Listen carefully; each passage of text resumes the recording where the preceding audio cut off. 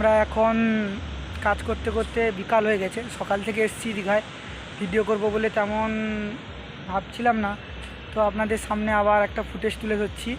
তো এখন আমি বর্তমানে আছি ওল্ড দীঘায়। ওল্ড দীঘায় এটা প্রথম ঘাট, মানে পুরো আপনারা যদি কেউ থেকে আসেন, যেটা রামনগর থেকে দীঘা যাওয়ার রাস্তায় আসেন, তো সোজা ওল্ড দীঘার কাছে একটা টার্নিং আছে, সেটা থেকে বেরিয়ে সোজা চলে যেতে হয় নিউ দীঘা। এখানটায় ওল্ড দীঘা। তো সেই টার্নিংটা থেকে সোজা এসে আপনারা এখানটায় বাইক রেখে ফ্রি অফ কস্টে বাইক রাখতে পারবেন।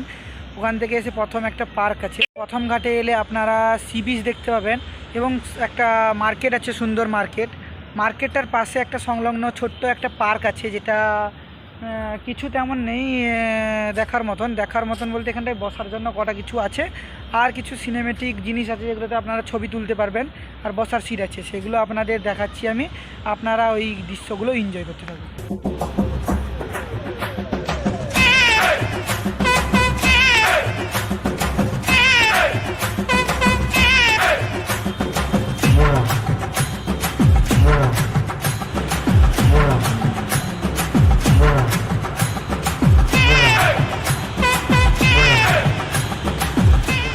শান্ত পরিবেশ, উত্তাল সমুদ্র, ঢেউর আওয়াজ কান কেঁপে যেন পুরো শান্তি দিয়ে যাচ্ছে। এইখানটায় যদি কেউ 1 ঘন্টা বসে, ওর মনের কষ্ট বেদনা সব সমুদ্র ধুয়ে মুছে নিয়ে যাবে।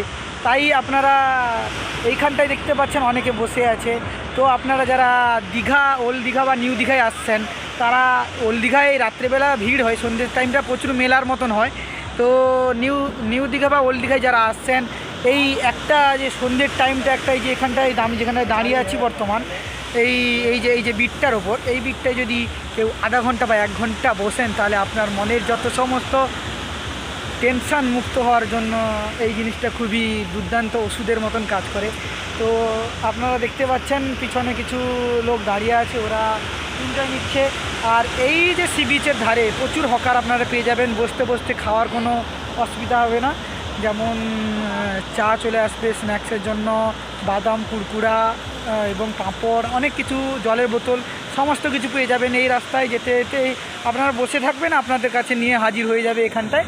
তো কুরকুরে, স্ন্যাক্স সব কিছুই পেয়ে যাবেন আপনারা। আর মাইক্রোফোনটা খারাপ হয়ে গেছে, আগের ভিডিওতেই বলেছিলাম, তাই জন্য এমনি নর্মালি আমি ভয়েস ওভার দিচ্ছি। তো দেখতে থাকুন ভিডিওটা। অবশ্যই খারাপ লাগছে নিশ্চয়ই, ভিডিওটা যদি খারাপ লাগে ডিসলাইক, ভালো লাগে যদি আমাকে।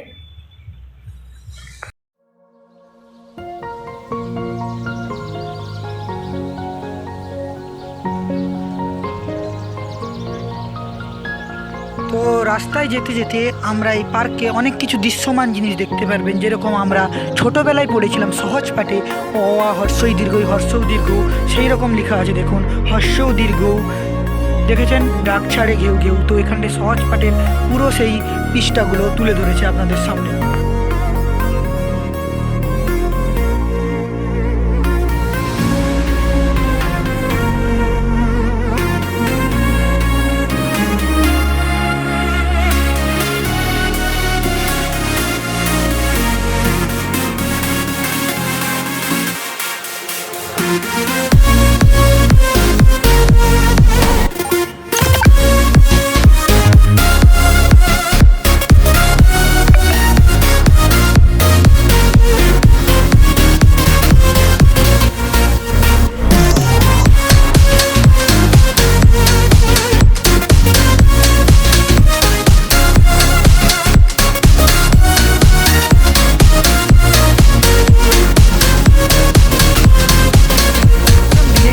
করেছে এখানটায় কীরকম বলতে বলছি, এই চারিদিকে আপনারা বসতে পারবেন এবং বসে মাঝখানে কিছু একটা স্টেজের মতন টাইপের আছে, আপনারা বক্তৃতা কিংবা নাচ, ড্যান্স, গান যা ইচ্ছা আপনাদের মন পছন্দ মতন করতে পারবেন। তো এখানটায় আপনাকে কেউ বাধা দেবে না। ছোট্ট একটা পার্ক, আপনারা চলে আসুন ওল্ড দীঘায় এই পার্কটায়।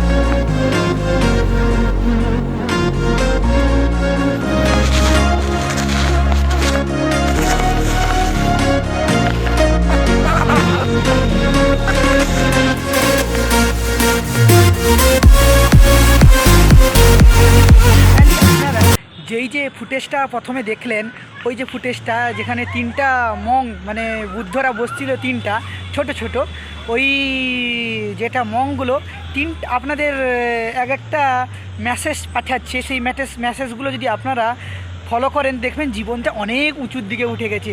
তো ফার্স্ট মংটা আপনাদের বলছে কি, আমি ব্যাক ক্যামেরার সাহায্যে আপনাদের দেখা। এ বলতে চাইছে আপনি খারাপ দেখবেন না, বুড়া মাত দেখো। এ বলতে চাইছে বুড়া মাত বলো, মানে বলতে চাইছে যে কিছু খারাপ বলো না, তো আপনার জীবন ধন্য হবে। এটা বলতে চাইছে বুড়া মাত শোনো, মানে খারাপ শুনতে না বলছে। তো এই 3টা মং আপনাকে সেরকম এখানটা একটা জিনিস রেখেছে আপনাদের দেখা।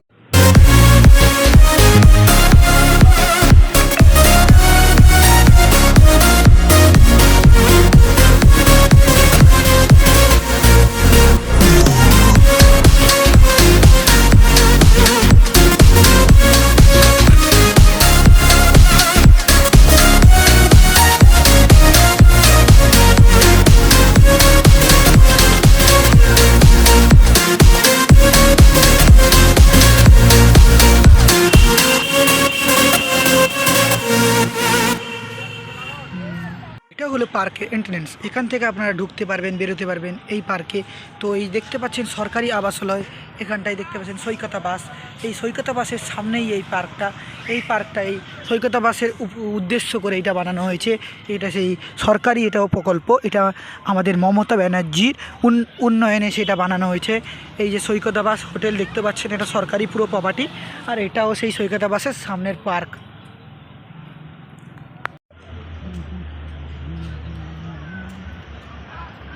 এটা পুরো চলে গেছে রাস্তাটা খুবই সুন্দরভাবে সমুদ্রের দিকে। এই পার্কটার সামনে আপনারা 3-4টা সরকারি হোটেল গিয়ে পেয়ে যাবেন। দিঘি আছে, সৈকতা বাস আছে, এই সাইডে আর একটা হোটেল আছে। তো এইখানটায় অনেকগুলো সরকারি হোটেল সব এখানটায় আছে। এখানটায় কম রেটে আপনারা অনেক কিছু ফেসিলিটি পাবেন এই সমস্ত হোটেলগুলোতে। আর দুর্গাপূজায় বলতে বলতে চলে এসছে, দুর্গাপূজার প্যান্ডেল আরম্ভ হয়ে গেছে। ওইখানটায়ও একটা দুর্গা মূর্তি আছে, ওটা মণিপুরের স্টাইলে একটা দুর্গা মূর্তি। তো আপনাদের দেখিয়ে আনি। দেখুন কিছু কিছু পাবলিক আছে, ওনাদের জন্যই পরিবেশটা খারাপ হয়। এখানটায় ঠাকুর আছে, এই পাশে দেখুন হিসু করছে।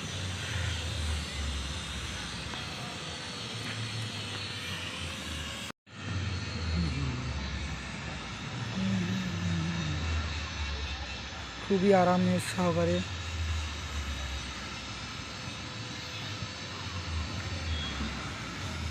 দাদু আপনি কি ঠাকুর বানাচ্ছেন নাকি না প্যান্ডেল? না না, ঠাকুরের মিস্ত্রি আপনি? হ্যাঁ। প্যান্ডেল কি আলাদা বানাচ্ছেন নাকি? না, প্যান্ডেল আলাদা। এখানকার এটা কমিটির পুজো না, এটা সরকারি থেকে হয়? না, এটা কমিটি সিহক। হ্যাঁ, সিহক কমিটি, এই কমিটি। তো কজন মিলে বানাচ্ছেন ঠাকুরগুলো? 3জন মিলে বানাচ্ছেন। কদিন টাইম লাগবে বানাতে তবে? আমরা এসছি সোমবার দিন। হ্যাঁ, কালকে সোমবার, মঙ্গলবার, আজকে বুধবার, কালকে হলে শেষ। কাল হলে শেষ হয়ে যাবে। কিন্তু মাটি নিয়ে আসেন কমিটি, মাটি দেওয়ার কথা তার নিয়ে আসছেন। মাটি এখন থেকে পড়ে যাবেন এই ঠাকুরে? হ্যাঁ, না হলে শুক্তি করবো কখন? বড় বড় ঠাকুরে না আসুন। আর যদি বৃষ্টি হয় তো আরও খারাপ হবে। বৃষ্টি হয়, ওয়েদার হলে তো আরও খারাপ হবে, সে তো অবশ্যই। ঠিক আছে দাদু, কথা বলে ভালো লাগলো।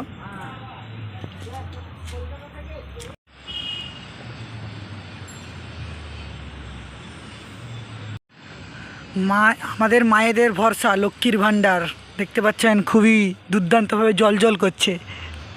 সব কিছুই জল করবে এখন। তো আর তেমন একটা এদিকে কিছু নেই, শেষ হয়ে গেছে। এইদিকে মেনটেনেন্স বন্ধ, রাস্তা বন্ধ হয়ে গেছে। এইদিকে শৌচালয় আছে, এই যে শৌচাগার, এটা শৌচাগার, আপনারা যেতে পারবেন। কিন্তু দাদু ওইখানটায় শৌচালয় করে নিল, ঠাকুর বানাতে এসছে, হয়তো কিছু জানে না, হয়তো দাদু নতুন এসছে। দীঘায় এলে অবশ্যই এই পার্কে একবার না একবার হলে ভিজিট করুন, কারণ সন্ধ্যের টাইমে এই পার্কে খুবই মনোরম লাগে। দেখতে পাচ্ছেন সমুদ্রের সামনে পার্ক, সামনে দুর্গাপূজা আসছে। অবশ্যই আমরা দুর্গাপুজোতে ব্লগ করব, এই প্যান্ডেলটা অবশ্যই দেখাবো, কারণ আমরা সমস্ত জায়গায় ঘুরে ঘুরে ব্লগ করি। সঙ্গে থাকুন, অনেক কিছু ইনফরমেশান রিলেটিভ পাবেন। তো এখন পর্যন্ত এইটুকু থাক, আবার একটু যদি পরে ক্লিপ নেই, ক্লিপ দেখতে পাবেন, নাহলে ভিডিওটা এখানটাই শেষ হবে।